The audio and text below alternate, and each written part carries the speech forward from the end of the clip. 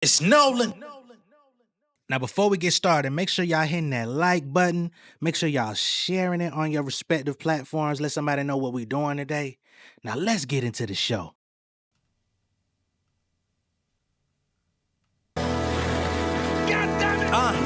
Artificial intelligence, I'm ahead of y'all. I stay sliding for chips like I'm a debit card. Got the world in my palms like I'm a hooper. Know the joints banging like Hoover. I coach out like Mr. Cooper. Eradicating my foes with flows plenty cold. Shouldered on approach, I came close to the semi. All these funny acting rappers get Emmys. Words matching like Shaq and Penny. If y'all don't see me, you're blind fury. I've been minding my business and take it literal. Took a step back just to shine more like an emerald. I can line water with minerals. I'm a general. The stove top cooking your faves. I'm rap emerald. Figaro how the chain's broken. Got them searching my origin like I'm Beethoven. Blacker the better. I'm back black and forever. Your rap's whacker than ever. I'm raw like salmonella. My squad prone for the terror.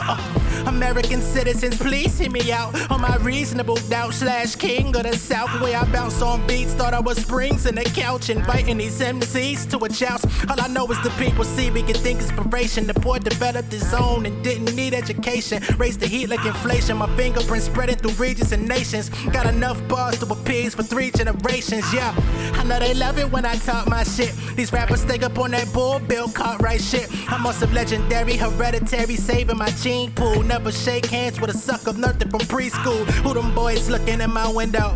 Have it ghostwriter, won't you check up on my memos? I ain't gotta push a demo, keep it simple. The cash increase like crescendo. Attack the beats like I'm tempo. I'm steady like Cameron Campbell's my evolution. Astonishing producing like dude that made the crown and let the rules abolish. We cut the shit like Lorraine Bobby.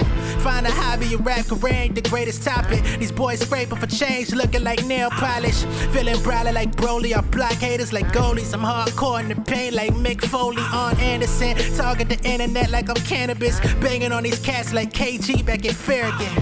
What's going on, beautiful people? It's the kid J Nolan here. Welcome back to another episode of Inside the Industry, your number one source for music, entertainment, commentary, and breakdowns. Hope everybody's doing well out there this evening. Now, in this video, we're going to be picking back up on a story that has gone mostly quiet.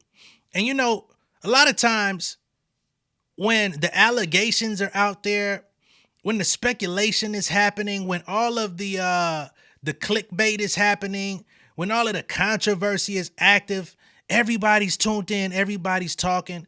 But once a person actually gets vindicated in a situation, it seems that all the talk goes silent. All the people that were slinging mud, all the people that were ganging up, like, yeah, Jay-Z, he's ducking this kid, he's ducking this really his kid. Well, the shit got dismissed back in November, and that shit was quiet. But now, as of today, Jay-Z has actually been awarded $119,000 in legal fees from Miss Lily Coley. Now, if y'all don't know who Lily Coley is, I believe she is the godmother, of Ramir Satterthwaite, which is the guy who was alleging that Jay-Z is his actual father, right? And she has been pursuing Jay-Z for over a decade, trying to say that his mother left behind some sort of information saying Jay-Z was his father.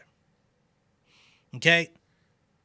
She's tried to file claims against him in New Jersey, New York, Philly, Cali, and she's gotten her ass stomped out at every direction. Okay? Ramir ended up picking up a lot of steam last year because Nicki Minaj decided to join the bandwagon and jump on him. And once she started advocating for him, just like she did for Demery Hadley, which is Desiree Perez's daughter, and they're going through some legal issues, she decided to bandwagon and jump on because they were going against Jay-Z. So he ended up getting a bit of online support, which actually made him feel like he was actually going somewhere. Well, the only thing that it led him into was another brick wall. Okay? Now, I don't know who that man's father is. They say that there's another man that accepted, paternity years ago. I don't know who the kids. He ain't even a kid no more. nigga about my age, who his father really is, and I really do hope he finds whoever his real dad is if the other guy isn't, right? But I do find it very interesting that this story, now that it's gone the way that it was supposed to 10 years ago, that there's, oh, let's sweep it under the rug like it never happened. It's not how that shit worked. The case was dismissed by a California judge with prejudice, meaning that Miss Lily Cole cannot refile it, at least not in California. I think she's trying to, go back to New Jersey with it or something like that. She's filed an appeal to try to go against the judge's decision. But I don't think anything is going to be overturned or, reevaluated to a point where it has to be a long drawn out explanation. But we'll see where things go from here. But I do want to show y'all the paperwork just to show y'all, because again, most people ain't going to talk about this, but I am. All right. So this was filed by the judge on the 13th, and it's just now getting pressed a little bit today. Okay. As you can see, Ms. Lily Coley was the plaintiff. Sean Corey Carter, aka Jay-Z, was the defendant in this case. This is order denying plaintiff's motion for reconsideration because, of course, like I said, it was dismissed in November. She filed a motion for reconsideration, and the judge has ordered granting Jay-Z's motion for attorney's fees. All right. So it goes here. Before the court is the motion for reconsideration, ECF number 76, motion for reconsideration, filed by plaintiff Lily Coley. Also before the court is the motion for attorney's fees, filed by defendant Sean Corey Carter. The court has read and considered the motions and concluded that they are suitable for decision without oral argument. Having considered the party submissions, the relevant law, and the record in this case, the court denies the motion for reconsideration and grants the fees motion. They get into the background of this case. Here, you're going to get a little bit of a flashback into what happened inside of the litigation and courtrooms. The court previously summarized the background of this action in its November 4th, 2025 order dismissing plaintiff's complaint. In brief, this action relates to long-running domestic relations litigation occurring primarily in New Jersey state courts. Plaintiff initiated this action on May 6, 2025, primarily alleging that the defendant perpetrated fraud on the New Jersey courts, resulting in the dismissal of plaintiff's claims for lack of jurisdiction and the imposition of a lien on her house. Plaintiff asserted claims of deceit by concealment, abusive process, intentional infliction of emotional distress, negligent infliction of emotional distress, and unjust enrichment. These were allegations leveraged against Jay-Z. On July 18, 2025, defendant, that will be Jay, filed a special motion to strike plaintiff's complaint pursuant to California's anti-SLAPP statute. California's anti-SLAPP statute permits early dismissal of meritless First Amendment cases aimed at chilling expression through costly, time-consuming litigation. Okay? Courts evaluate such motions under a two-step framework. First, the moving defendant must make a prima facie showing that the plaintiff's suit arises from an act in furtherance of the defendant's constitutional right to free speech. Then, the burden shifts to the plaintiff to establish a reasonable probability that it will prevail on its claim. In its November order, the court granted defendant's anti-SLAPP motion, again, defendant is Jay-Z, and dismissed plaintiff's claims in their entirety. In granting the anti-SLAPP motion, the court first concluded that plaintiff's suit arose from protected activity because each of plaintiff's claims were premised on written and oral statements made during litigation, as well as conduct in furtherance of these statements. Second, the court found that plaintiff did not have a reasonable probability of prevailing on these claims because the claims were barred by California's litigation privilege, which prohibits nearly all derivative tort actions that are based on communications made in judicial proceedings. Because all of plaintiff's claims were barred by the litigation privilege, the court struck the complaint in its entirety. The court denied leave to amend as futile because the litigation privilege posed an absolute bar to plaintiff's recovery on her claims. The court also indicated that pursuant to 425.16c1, defendant was entitled to recover attorney's fees and costs as a prevailing defendant. All right. So Jay-Z wasn't suing her. She was trying to sue him and get damages. And in the end, she's walking away having to pay. Plaintiff filed the motion for reconsideration on November 14, 2025, seeking reconsideration of the November order. Defendant opposed the motion for reconsideration on December 17th, and plaintiff replied in support of the motion for reconsideration on December 24, 2025. Defendant filed the fees motion on November 19, 2025. Plaintiff opposed the fees motion on December 15th, and defendant replied in support of the fees motion on December 19th. On December 21st, plaintiff sought and was granted leave to file a SIR reply in response to defendant's reply. Here they get into Miss Lily's bankruptcy and how it could have potentially affected her ability to pay or pursue damages. As a preliminary matter, so this is bankruptcy and a lien on her home. Like, she's been risking it all. I don't know if it's due to mental issues or what. As a preliminary matter, on December 10th, 2025, defendant filed a suggestion of bankruptcy indicating that plaintiff recently filed for Chapter 7 bankruptcy. In filings related to these motions, defendant reiterates plaintiff's bankruptcy and requests direction from the court on how or whether to proceed in light of the automatic stay imposed by U.S. 11362. Plaintiff objects to a stay, arguing that no decision in the bankruptcy proceeding affecting the scope of the automatic stay will occur until after the motion hearing date in this case. Elsewhere, plaintiff argues that no stay is warranted because she is the debtor in the bankruptcy proceedings and is not barred from pursuing her own separate claims. Now, this is interesting to me. I'm not a legal professional, y'all know that, but I find it very interesting that she is basically objecting to a stay, right? And a stay would basically be putting a hold on her having to pay while they figure out the status of her bankruptcy. She's saying, no, I don't want to stay imposed on this situation because she is trying to pursue her own claims, right? To get paid. So it sounds to me that stay could have protected her from having to pay Jay. But since she went against it, she's ultimately going to have to come out of pocket, even though she's going through a bankruptcy and having trouble keeping her home. This is wild to me. Now, somebody that works in the legal field, feel free to correct me, but that's what I'm receiving when I read this.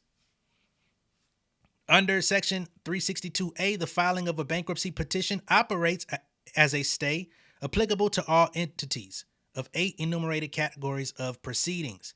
The automatic stay is one of the fundamental debtor protections provided by the bankruptcy laws, allowing the debtor to attempt a repayment or reorganization plan, or simply to be relieved of the financial pressures that drove him into bankruptcy. You see, they say a repayment or a reorganization plan.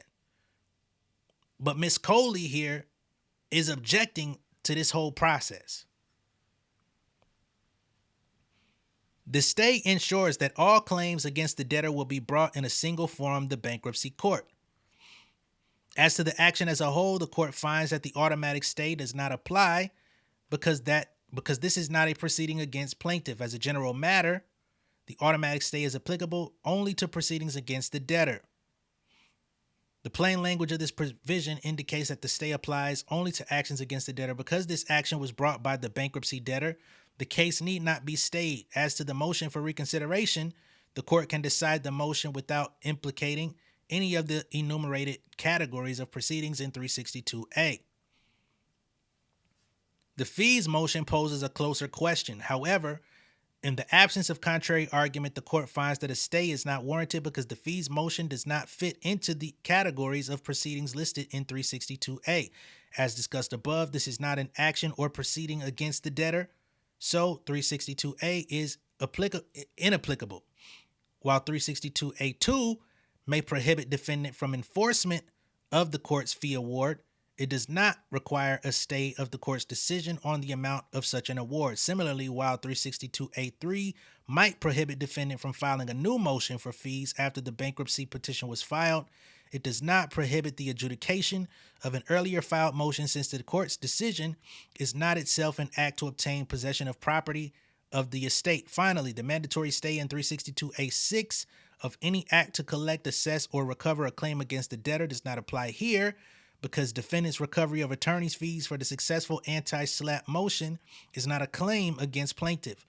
None of the other provisions of 362A appear remotely applicable to this situation. Moreover, having already decided plaintiff's liability for attorney's fees, delaying a decision on the amount of attorney's fees would seem to run counter to the purpose of bankruptcy proceedings, to enable a debtor to distribute its property in an orderly and equitable manner and obtain a fresh start clear of liability for owed debts. If the court were to stay this decision until after the bankruptcy proceedings, plaintiff would emerge from bankruptcy only to be immediately saddled with a new debt. In the absence of any specific argument in favor of a stay from either party, the court concludes that a stay of the fees motion is not required. Motion for reconsideration. The court now turns to plaintiff's motion for reconsideration under Federal Rule of Civil Procedure 59E. A party may move to have the court alter or amend its judgment within 28 days of entry. Since specific grounds for a motion to amend or alter are not listed in the rule, the district court enjoys considerable discretion in granting or denying the motion. However, the rule offers an extraordinary remedy and should only be used sparingly in the interest of finality and conservation of judicial resources. Absent highly unusual circumstances, reconsideration should not be granted unless the district court is presented with newly discovered evidence, committed clear error, or if there is an intervening change in the controlling law. A Rule 59E motion may not be used to raise arguments or present evidence for the first time when they could reasonably have been raised earlier in the litigation. In the motion, plaintiff primarily argues that the court erred in applying the anti-SLAPP statute because the New Jersey courts lacked subject matter jurisdiction for the proceedings before them. Plaintiff contends that the anti-SLAPP statute applies only to lawful petitioning activity in a valid judicial proceeding, not conduct arising from void, jurisdictionless, or fraud-tainted proceedings. Plaintiff argues that the court overlooked material facts showing that the New Jersey courts acknowledged that they lacked subject matter jurisdiction. Plaintiff also argues that the court failed to consider the Supreme Court's decision in Flatley v. Morrow as an initial matter. Plaintiff failed to raise her arguments about the New Jersey court's subject matter jurisdiction in opposing defendant's anti-SLAPP motion. In raising this argument for the first time in her motion for reconsideration, plaintiff has made no attempt to show excusable neglect, a change in the law, or newly discovered evidence. Accordingly, her arguments are not a proper basis for reconsideration. A motion for reconsideration should not be granted absent highly unusual circumstances unless the district court is presented with newly discovered evidence, committed clear error, or if there is an intervening change in the controlling law. This is sufficient by itself to reject these arguments.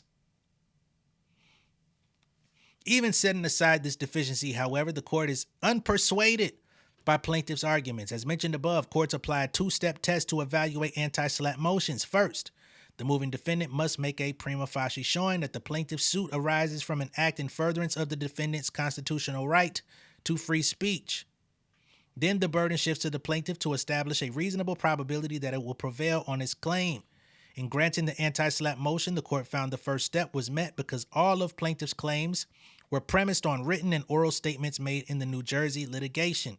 At the second step, the court found that plaintiff did not have a reasonable probability of prevailing on these claims because they were barred by California's litigation privilege. Basically stating that they should have never even been filed in California. That's what it sounded like to me. The fact that the New Jersey cases were dismissed for lack of subject matter jurisdiction does not alter the court's conclusion at either of these steps. At the first step, the anti-SLAPP statute applies to suits that arise from any act of that person in furtherance of the person's right of petition for free speech, which is defined to include statements made before a legislative, executive, or judicial proceeding. The fact that the underlying judicial proceeding was later dismissed for lack of subject matter jurisdiction does not mean that statements made during that proceeding were not made before a judicial proceeding. While plaintiff is correct that orders made in such proceedings may be void if issued without jurisdiction, dismissal for lack of subject matter jurisdiction does not deprive the proceedings of their inherent judicial character. Nothing in the plain language of the statute suggests otherwise. A contrary rule would arbitrarily exempt some proceedings from the protection of the anti-SLAPP statute, undermining its purpose to allow early dismissal of meritless First Amendment cases aimed at chilling expression through costly, time-consuming litigation. Moreover, even if plaintiff were correct that the lack of subject matter jurisdiction somehow rendered 42516E1 inapplicable, 42516E4 includes a catch-all provision for any other conduct in furtherance of the exercise of the constitutional right of petition or the constitutional right of free speech in connection with a public issue or an issue of public interest. Thus, the court did not err in finding that defendant met his prima facie burden. Similarly, at the second step, California law recognizes a privilege for any publication or broadcast that is made in any judicial proceeding. Code 47B. This privilege is absolute in nature. Okay, what is this? And immunizes defendants from tort liability based on any theory aside from malicious prosecution. Here, too, even if the publication was made in a proceeding that was dismissed for lack of subject matter jurisdiction, the privilege still applies because the statement was made in a judicial proceeding. A dismissal for lack of subject matter jurisdiction does not render the proceeding in some way non-judicial. A contrary rule would produce absurd results. For example, under plaintiff's proposed rule, a defendant in a removed case that was later remanded for a lack of subject matter jurisdiction could be subjected to a derivative tort lawsuit based on statements made before the federal court, but not statements made before the state court on either side of the removal. Similarly, under the facts here, statements made before a court to establish the court's lack of subject matter jurisdiction would be exempted from protection only if the adjudicating court finds those statements persuasive. Again, such a rule would undermine the purpose of the litigation privilege to afford litigants and witnesses the utmost freedom of access to the courts without fear of being harassed subsequently by derivative tort actions. Nothing in the anti-SLAPP statute, the litigation privilege, or California case law requires such a result. Plaintiff's citation to Flatley does not suggest otherwise. As the court explained in its November order, the Flatley court held that the anti-SLAPP statute cannot be invoked by a defendant whose assertedly protected activity is illegal as a matter of law and for that reason not protected by constitutional guarantees of free speech and petition. However, this rule can only be applied at the first step of the anti-SLAPP analysis where the defendant concedes the illegality of his conduct or the illegality is conclusively shown by the evidence. In the November order, the court found this exception inapplicable because defendant did not concede that his actions were illegal and plaintiff did not provide evidence conclusively establishing otherwise. At the second step, the Flatley court held that the litigation privilege is relevant in that it may present a substantive defense a plaintiff must overcome to demonstrate a probability of prevailing. The court concluded that plaintiff had not met her burden to overcome the litigation privilege, which on its face posed an absolute bar to plaintiff's derivative tort claims. Plaintiff has not demonstrated any error in either of these conclusions. Instead, plaintiff argues that Flatley stands for the broader proposition that the anti-SLAPP statute does not apply to void, jurisdictionless, or fraud-tainted proceedings. But Flatley contains no such holding. Indeed, it does not mention void or jurisdictionless proceedings at any point, nor do plaintiff's other case citations establish any such rule. Absent any contrary authority, the court concludes that the dismissal of the New Jersey proceedings for lack of subject matter jurisdiction does not prevent the application of the anti-SLAPP statute to claims arising from statements made in those proceedings. Plaintiff next argues that the court erred in denying leave to amend. Plaintiff contends that the court overlooked new factual allegations in her proposed amended complaint, including allegations regarding attempted service, a timeline of concealment of defendant's New Jersey property, new jurisdictional facts, and specific acts of fraud on the New Jersey courts. Contrary to plaintiff's argument, however, the court did consider these proposed amendments in concluding that amendment was futile.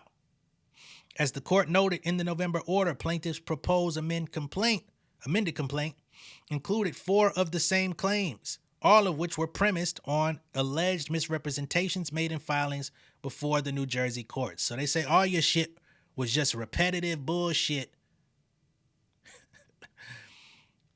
The court also discussed 2 additional claims added to the proposed amended complaint, finding that these claims were also premised on defendants' communications in the New Jersey litigation.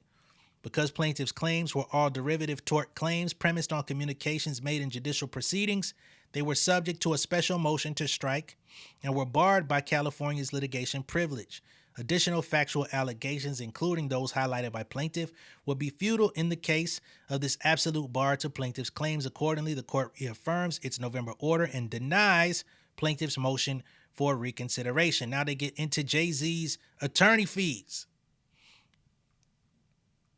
Defendant's entitlement to attorney fees. Finally, the court turns to defendant's motion for attorney fees. In diversity cases, the law of the state in which the district court cites determines whether a party is entitled to attorney fees.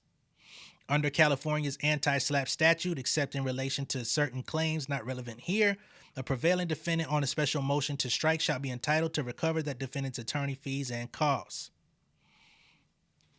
This fee-shifting provision applies in federal court and declares that an award of attorney's fees to a moving party is mandatory if a special motion to strike is granted. Thus, as the court previously found, because defendant prevailed on his special motion to strike, he is entitled to recover attorney's fees and costs. Despite the statutory language, plaintiff opposes the fees motion, raising similar arguments to those raised in her motion for reconsideration. Plaintiff contends that because defendant's fee motion depends on the assertion that he prevailed in relation to a valid underlying controversy, the void nature of the New Jersey case forecloses any entitlement to fees. Plaintiff contends that the mandatory language of 42516C is effectively preempted by constitutional limits on jurisdiction. Plaintiff also argues that defendant's fees motion conflicts with positions defendant previously took in New Jersey litigation regarding the existence of jurisdiction. As such, plaintiff argues the fees motion must be denied in its entirety. The court disagrees. Section 425(16)(c)(1) requires the moving party to have prevailed on a special motion to strike, not in the underlying controversy to which the stricken allegations relate. Defendant here has prevailed on a special motion to strike. It is therefore irrelevant that the New Jersey proceedings were dismissed for lack of subject matter jurisdiction. There is no conflict with constitutional limits on jurisdiction, since the entitlement to attorney's fees relates solely to this action over which the court indisputably has jurisdiction. So you came all the way to California just to keep talking about New Jersey?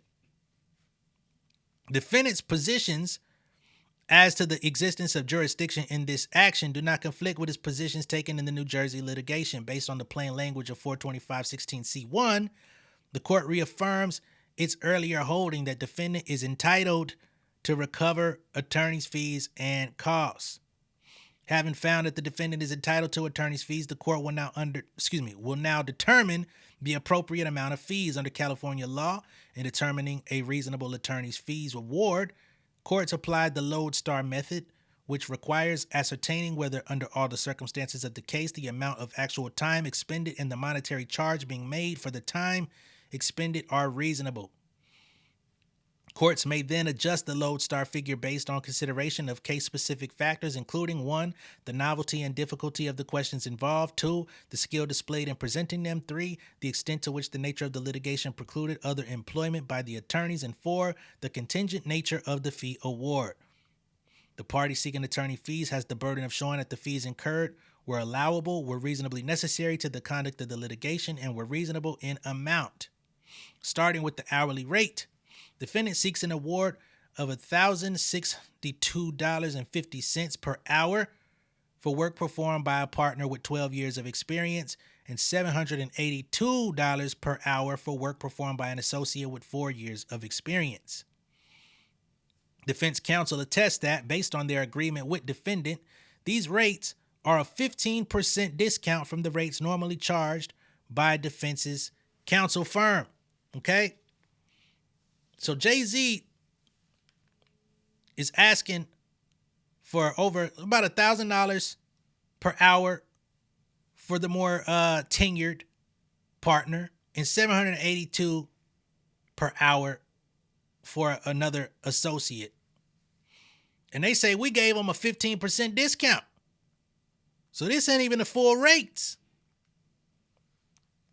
Defendant cites numerous cases in which courts within this district have approved comparable rates for other attorneys of similar skill, experience, and reputation. Defense counsel also provides a recent case from the Los Angeles County Superior Court in which the attorneys were awarded a higher rate than that requested here. Excuse me. So they provided proof that they actually charge more than what they've been charging Jay. Finally, defendant cites to Armanino's 2024 law firm compensation, billing rate, and benefits survey for Southern California, which indicates that non-equity partners in the relevant location billed at rates between $877 and approximately $1,100, and associates billed at rates between $532 and $975. The court finds the requested rates to be reasonable. As demonstrated by the Armanino survey, the rates charged by defense counsel are within the rates normally charged by other attorneys in the same geographic area. The court has also approved comparable rates for attorneys with similar levels of experience at large law firms engaged in civil litigation. Okay? So, accordingly, the court approves the requested hourly rates. As to the number of hours, defendant seeks to recover for a total of 121.9 hours spent on this case. This total includes 92.1 hours spent litigating this case before the court granted the anti-SLAPP motion, 19.3 hours spent on the instant fees motion, and 10.5 hours spent preparing the reply in support of the fees motion. Defense counsel indicated that it billed a total of 119.1 hours litigating this case before the court granted the anti-SLAPP motion, but it has reduced a portion of these hours by 50% because those hours were split between this case and a companion case filed by another plaintiff. Okay? So again, there's a 15% discount for Jay-Z and a 50% reduced rate in certain instances where Miss Coley could have been on the hook to pay even more. Defendant argues that it is reasonable to include other hours spent litigating this case, not just those spent preparing the anti-SLAPP motion, because these activities were inextricably intertwined with the anti-SLAPP motion. In general, California courts have held that the anti-SLAPP statute's fee provision applies only to the motion to strike and not to the entire action. However, California courts recognize that the fee provision is intended to compensate a defendant for the expense of responding to a SLAPP suit. To this end, the provision is broadly construed so as to effectuate the legislative purpose of reimbursing the prevailing defendant for expenses incurred in extracting herself from a baseless lawsuit. Applying this rule, the Ninth Circuit has distinguished between situations where anti-SLAPP motion applied to only some of the claims and situations where the entire action was subject to the motion to strike and no causes of action survived it. In the latter situation, because the defendant incurred the expenses in responding to a baseless lawsuit, courts may award fees other than those exclusively incurred in preparing the anti-SLAPP motion. Applying the rule from Grrrls, the court agrees that defendant is entitled to recover for hours spent litigating this case before the anti-SLAPP motion was granted. Like the district court in Grrrls, the court here struck plaintiff's complaint in its entirety, concluding that the entire lawsuit was barred by California's litigation privilege. Accordingly, defendant is entitled to recover for time reasonably spent responding to a lawsuit the court found to be baseless. This can include time lawyers spent on the motion to dismiss, reply, other filings, document review, and preparing initial disclosures.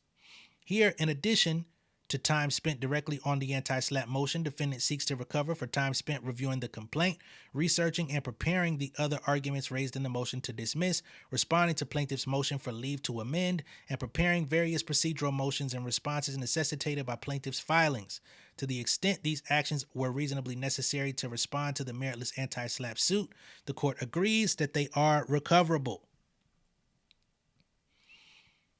Turning to this next question, the court finds that the hours incurred by defense counsel were reasonable. In addition to the anti-SLAPP motion and motion to dismiss, defendant prepared and filed an ex parte application requesting an extension of time to file an answer in opposition to plaintiff's motion for a continuance, in opposition to plaintiff's motion for leave to file an amended complaint, in opposition to plaintiff's request to defer ruling on the anti-SLAPP motion, and an objection to plaintiff's served reply. Each of these filings was reasonably necessary to advance defendant's litigation position and respond to plaintiff's filings, and each filing was ultimately successful on the merits. The total number of hours spent on these filings, 92.1, appears reasonable given the length of plaintiff's filings and the complexity of the legal issues raised in defendant's motion.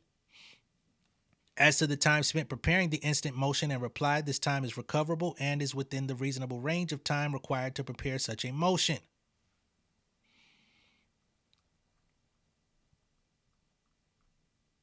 In absence of any specific objections from plaintiff, the court finds the number of hours spent litigating this case to be reasonable. Finally, the court does not find any reason to adjust the lodestar amount in either direction. Neither party has requested an adjustment to the lodestar. As to the factors identified in Ketchum, the issues presented in this case were somewhat complex, but were not novel.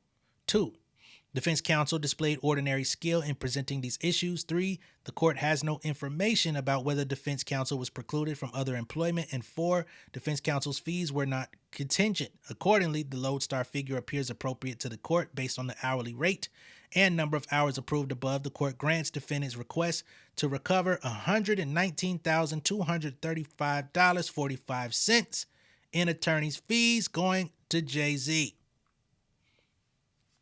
For the foregoing reasons, the court denies plaintiff's motion for reconsideration, grants defendant's motion for attorney's fees, and awards defendant $119,235.45 in attorney's fees. It is so ordered. Wanted to make sure I got that right. So who knows how much Miss Lily Cole spent on her attorneys trying to bring this to the courts, especially between California, New Jersey, and any other situations. But now she got to pay up $119,000 to pay for Jay-Z's attorney's fees, ultimately paying for the inconvenience.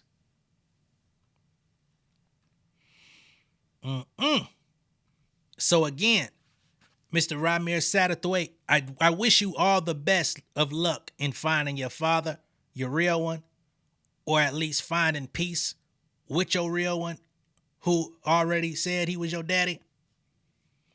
And to Miss Lily Cole, I hope you find the means to pay up on this $119,000 for a 10-year issue. You're lucky it ain't more than that. But again, they say that you have a lien on your home, you're filing bankruptcy, you're in over your head in debt. You've kind of ruined your fucking life in pursuing Jay-Z for this situation. And you're the godmom, not even the grandmama. I don't know, man. Let me know what y'all think of all this down below in the comments. Be sure to like and share this video. Again, this is one of those subjects that I don't foresee a lot of people talking about. So I figured let's get to the real, you know what I'm saying? Let's get to the actual solution, the resolution of it all, because this was a very explosive thing that, at least for the last 2 to 3 years, was floating around in conversation. The blogs were posting about this. They really thought that he was going to have to take a paternity test and all of this other stuff. Now everybody done forgot about it and want to act like Ramir never existed. Nah, If y'all gonna talk about the allegation, let's also talk about the result. What, it didn't go the way you wanted it or expected it? Again, I'm gonna catch y'all on the next one. Y'all be good out there. Peace.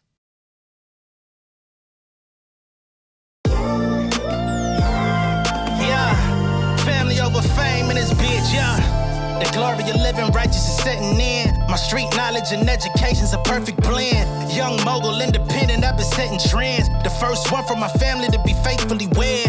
Fuck niggas and the horses that they riding on. I see this shit from all angles like a polygon. I'll never politic and the drama be piling on. Father and great son acknowledged like I'm Bobby Bonds. Conversation with my lady about the paper route. 5 sit bank accounts every day I make it count. They down talking my commentary for hating now. Well, I can take it cause I'm bodying your favorite now, please. I can do this shit in my sleep. I been writing for these niggas, y'all read it and weep. I been fighting these niggas if you speak on the street. I'll turn your birthday party into New Year's Eve. Don't let me take it there. We ain't playing fair. This the ATL, Southside nigga moving furniture like Wayfair. Life on hold, no insurance for your healthcare. Lifeline gone, so you wanna be a millionaire? Well, let me tell you about this world I built. The women I dodged, the niggas that I read for filth. The sympathy cause consulting for the stacks I built. I had